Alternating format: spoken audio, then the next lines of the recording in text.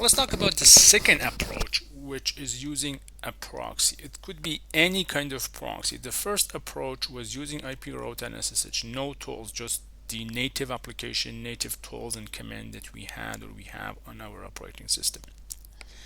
The second one is using any kind of proxy because configuring a VPN probably is much more cumbersome and time consuming, so we use a simple proxy JQ, and the configuration I have is a SOCKS 5 like this, nothing else.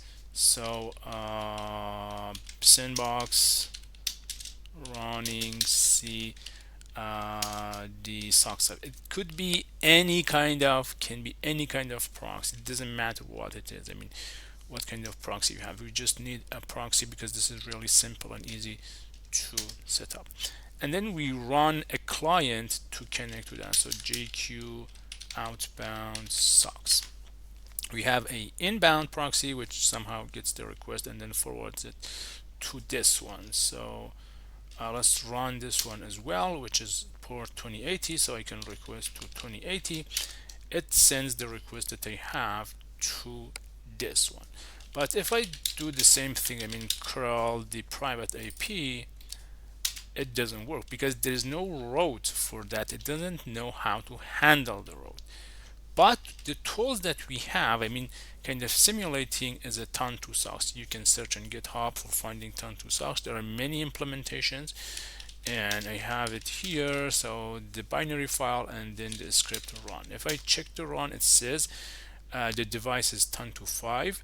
Whatever request comes, please send it through this one, which means any IP request in network layer sends the request to this proxy. Since this proxy has been connected to our machine and our machine knows how to run this, how to handle the request to this one, so it will be working. Let me run this. Still we have access to this host, and if we do curl, now you can see we have access.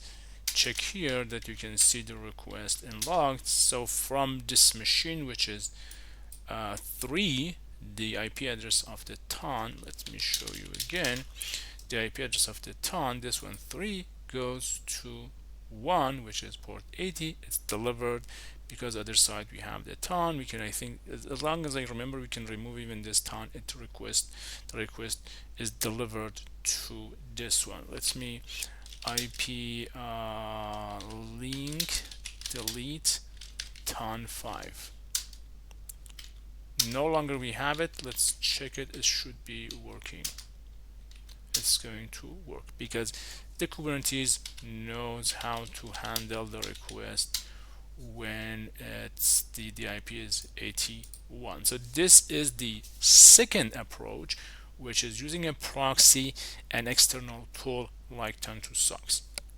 Let's have a look at the third approach, which is using any kind of native ton, which could be using OpenVPN or Sandbox itself, or any ton interface itself that can handle a split route to the server. Let's go to the third one.